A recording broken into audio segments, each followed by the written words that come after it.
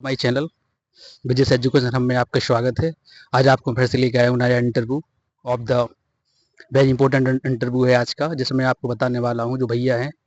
तो ने जो अभी रिसेंटली पेपर हुआ था नेट जीआरएफ का, तो उसमें ने क्वालिफाई किया है और बहुत अच्छे अंकों के साथ ने जीआरएफ क्वालिफाई किया है। तो बस देखते हैं भैया की स्टडी जानेंगे और इनके क्या नंबर आए हैं, क्या कितने टाइम से तैयारी कर रहे थे, कौन सी बुक पढ़ी है। तो चलो जानते भैया से। भैया क्या नाम है आपका? पुष्पेंद्र प्रजापति।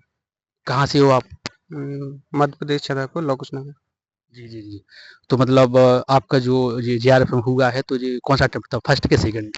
सेकंड अटेम्प्ट था। फर्स्ट वाले में मैंने दिया था लेकिन उसमें 1 महीना ही तैयारी की थी तो उसमें नहीं हो पाया था जी, जी। और ये सेकंड वाला अटेम्प्ट।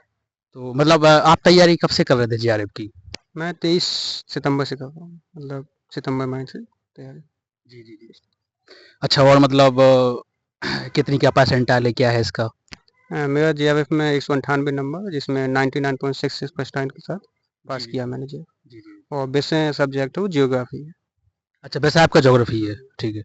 अच्छा, वो मतलब एमए आपकी कंप्लीट थी क्या चल रही है अभी, कैसा क्या है? नहीं, एमए मेरा सेकंड सेम था जब निकला था, अभी चल रही है। मतलब भैया आपकी एमए चल रही है? हाँ, चल।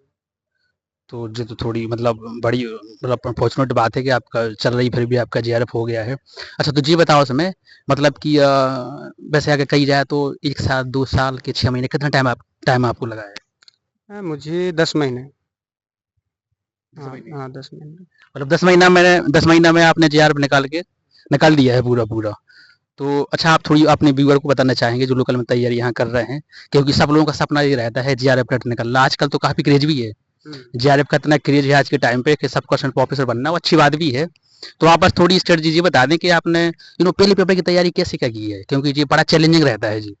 पहला पेपर देखो तो मार्केट में एक ही बुक ज़्यादा अच्छी है, केवीएस मदान की। जी, जी, जी। और केवीएस मदान को अपन पढ़ लें, इसके बाद अपन यूथ का कंपटीशन का जो सॉल्व पेपर ओल्ड पेपर, उनको यदि आप 2 साल के लगाते हैं तो उसमें आपका हो जाएगा। और यदि कुछ चीज़ें ऐसी हैं कि जो उसमें टॉपिक कठिन है, इसमें लॉजिकल रीजनिंग है, तो उसे आप चैनल के माध्यम से कई ऐसे टीचर हैं यूट्यूब में कि वो पढ़ा देते हैं, जी, जी, तो आपको समझ में आ जाएँगे। क्योंकि बुक में कई चीज़ें ऐसी कि समझ में नहीं आती, उसमें जैसे लॉजिकल रीजनिंग हो गया पार्ट और पेडागॉजी हो गई, चीज़ समझ में नहीं मतलब आती जैसे। आपको पहले पेपर मतलब डिफिकल्टी क्या लगी, जैसे वो क्या वो डीआई वगैरह आती है तो आपने वहाँ फोकस किया है कि सीधा थ्योरी पे किया है? नहीं, डीए तो देखा, डीए जो डीआई है वो तो कंफर्म है कि आना ही आना है। तो उसे मैंने सीख के रखा था कि उसे 5 नंबर तो फिक्स आना ही है। तो उसे तो मैंने कंफर्म किसी भी तरीके से रटा दिया था उसे। मतलब कितने क्वेश्चन सही हुए आपके वैसे? मेरे फर्स्ट पेपर में 28 क्वेश्चन सही है। वाह, वेरी गुड। वैसे में कितने क्वेश्चन सही हुए? 72, जियोग्राफी में 72 क्वेश्चन सही है। अच्छा, थोड़ी व्यूअर को ये भी बताना चाहें, क्योंकि देखो चैलेंजिंग तो है, जीआरएफ निकालना मजाक नहीं है। और आई होप मतलब हमें शायद जी लग रहा है कि हमें तो नहीं सुना है कि छतरपुर किसी का जीआरएफ में हुआ है। तो आई थिंक आप फर्स्ट ही हैं कि वन ऑफ द मतलब आप फर्स्ट ही हैं कि जिसका जीआरएफ में हुआ है यहाँ से? नहीं, यहाँ इस बार जो है, इस बार केवल मैं भी हूँ। केवल जो जून वाला 2024 में हुआ है, हाँ, हाँ, हाँ। इसमें केवल मैं हूँ, लेकिन इसके पहले हुआ है, 2-3 लोगों का हुआ है पहले। तो देखा गाइस आपने मतलब कि जीआरएफ में जी जून जून वाली जो सेशन हुआ है इसमें जी फर्स्ट ही है छतरपुर से यहाँ से। तो पहली बात तो ये है कि जीआरएफ निकालना बहुत चैलेंजिंग वाली बात है। भाई ने निकाला भी है, अच्छे नंबर के साथ निकाला है और सिर्फ 10 महीना में निकाला है जी, समझो आप पहले। इसका मतलब कि आपकी डेडिकेशन तैयारी पूरी रही है। अच्छा, आप थोड़ी जी बताएं कितने टाइम दे देते, थोड़ा प्लीज बताएं। मैं परमानेंट को तो मेरा बना था कि 10 घंटे प्लस में ही देना है। किसी और मैं पर डे डिसाइड करके आता कि मुझे आज पढ़ना क्या है। उसका पूरा यदि जब तक वो कंप्लीट हो जाता था तो मैं बड़ा खुश होता था कि आज मैंने जो अपना उद्देश्य बनाया था, लक्ष्य बनाया था, जी, जी, उसे कंप्लीट कर लिया। जी, जी, जी, जी। तो यदि परमानेंट ऐसा हम बनाते हैं वो लक्ष्य, तो अपना सिलेबस जो जल्दी पका हो जाता है। क्योंकि इस समय ऐसा नहीं है कि वो देखिए हम पेपर की जैसे वनडे एग्जाम में होता है कि हमने चीज़ें रट ली और निकाल ली। ये नेट जो है और ये आप रटने की वाली चीज़ नहीं बची है। इसमें म- समझने की आवश्यकता है, समझेंगे तभी निकलेगा। मतलब कि कंटिन्यू चाहिए, हाँ, कंटिन्यूटी चाहिए पूरी। यदि अपन कंटिन्यू दे रहे हैं, हमारे 10 महीने के कंटिन्यू लगे हैं और एक ही चीज़ पे फोकस हो, तो कहीं ना कहीं पे अपन को सफलता मिल जाती है वो। अच्छा, ये बताओ आपका ये पहले से एम ही था कि जीआर में जाना है, किसी और लाइन में जाना है? नहीं, मेरा पहले से डिसाइड था क्योंकि मेरे भाई साहब जो है वो पहले से जेआरएफ निकाले हैं। तो मैंने जैसे स्नातक किया था तो सोच लिया था कि अब मैं प्रोफेशन में ही जाऊँगा। तो अपना फर्स्ट सेमेस्टर से ही लग गया था उसमें 2-3 महीने के बाद। जी, जी, जी, तो जी। मैं लग गया था उद्देश्य ही। अच्छा, थोड़ी जी बताएं, जैसे जो सेकंड ज्योग्राफी है, चलो फिर भी आप क्योंकि व्यूअर कमेंट में करेंगे, तो ज्योग्राफी के लिए आपने कौन सी बुक फॉलो की है, थोड़ी आप ओपन करना चाहें? बुक के लिए मैंने हर यूनिट की 10 यूनिट हो, 10 यूनिट की लगभग बुकें पढ़ी हैं। जी, उनमें कई यूनिट में ऐसे है कि कई 2-2 3 विद्वान की भी बुकें पढ़ी हैं। जी, जी, इसमें सविंदर सिंह हो गया और एच डी मौर्य है, अलका गौतम है, ऐसी काफ़ी बुकें हैं और माजिद हुसैन भी है। भौगोलिक चिंतन के लिए मैंने माजिद हुसैन की बुक ली थी और अलका गौतम की भी पढ़ी, बहुत सारी बुकें पढ़ी लगभग। और इसमें कंपटीशन पर भी बुक पढ़ी जिसमें महेश वर्मा की भी है, उसका बुक वही सारा लिया। मतलब यदि हम बोल सके तो आपने कोचिंग भी नहीं ली है कहीं, ये आपने मेंशन किया है, कोचिंग भी नहीं ली है भाई ने कहीं, और साथ में ये है कि पूरी सेल्फ स्टडी भी की है यहाँ पर।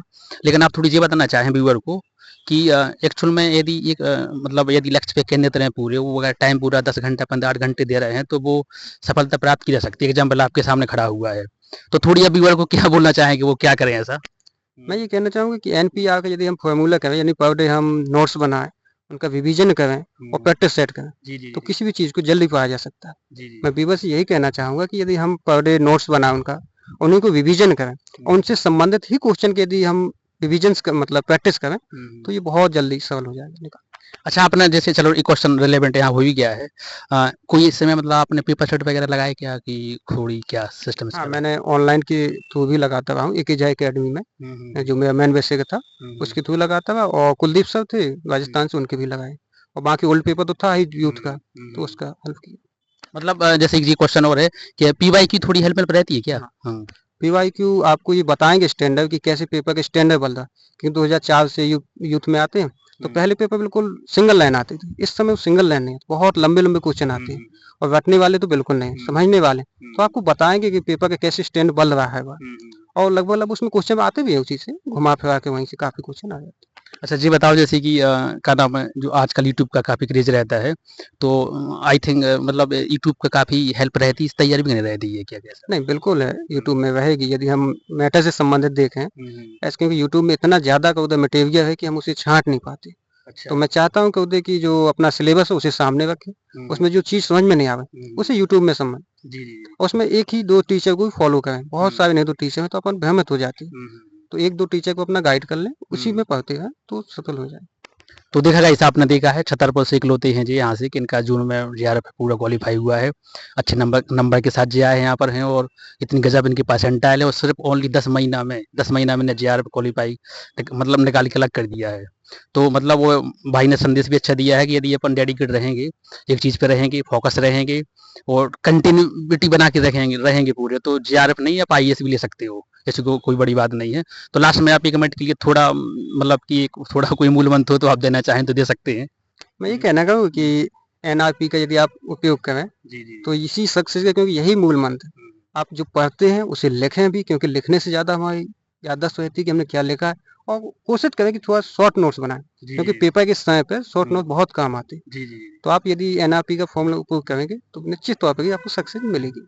मतलब कि रिवीजन इम्पोर्टेंट, रिवीजन परफेक्ट की है जी। हाँ, नोट्स बनाए उनका, शॉर्ट बनाए, उनका रिवीजन भी करते रहें हर 8 दिन में, और उनसे संबंधित पीआरक्यू जो भी है वो लगाएं, कहीं से भी आप, चाहे यूट्यूब में लगाएं, चाहे कोई बुक ले लें, चाहे जैसी भी हो, कोशिश करें कि ओल्ड पेपर ही लगाएं, तो आपको बहुत जल्दी ही सक्सेस। मतलब ओल्ड पेपर पीवाई की एक दशा है। हाँ, पेपर की बताने का कि पेपर कैसे कैसे चेंज हुआ, आपको समझ में आना, क्योंकि ये पता होना चाहिए ना कि पेपर आता कहाँ से, क्योंकि नेट का बहुत बड़ा सिलेबस है यूजीसी का, उसमें पता होना चाहिए, क्योंकि सब पूछता भी नहीं है वो, तो पता होना चाहिए कि पेपर आता कहाँ से, और ये पता पड़ेगा केवल ओल्ड पेपर से। जी जी। यदि ओल्ड पेपर आप लगाएंगे तो आपको पता पड़ जाएगा पेपर का क्या स्टैंड है, जी जी। तो ओल्ड पेपर तो भाई इंपॉर्टेंट है। तो गाइस आपने सुना है, भाई ने बोला है कि ओल्ड पेपर भी इंपॉर्टेंट है, तो जो है फॉर्मूला बताया उसको भी आपको फॉलो करना है और कंटिन्यूटी बना के रखना है, जी सबसे इंपॉर्टेंट। मतलब किसी एग्जाम के लिए, जीआरएफ के लिए, आप आईएएस के लिए, आईएएस के भी लिए फॉलो कर सकते हैं, पीएससी के लिए भी फॉलो कर सकते हैं, तो जी आपको बना के रखना है। और सब लोग कमेंट बॉक्स में भाई को बधाई भी दें कि आगे चलेंगे पीएचडी बहुत अच्छी तरह से हो, जैसे प्रोफेसर बन के यहाँ अपने महाराजा कॉलेज में, और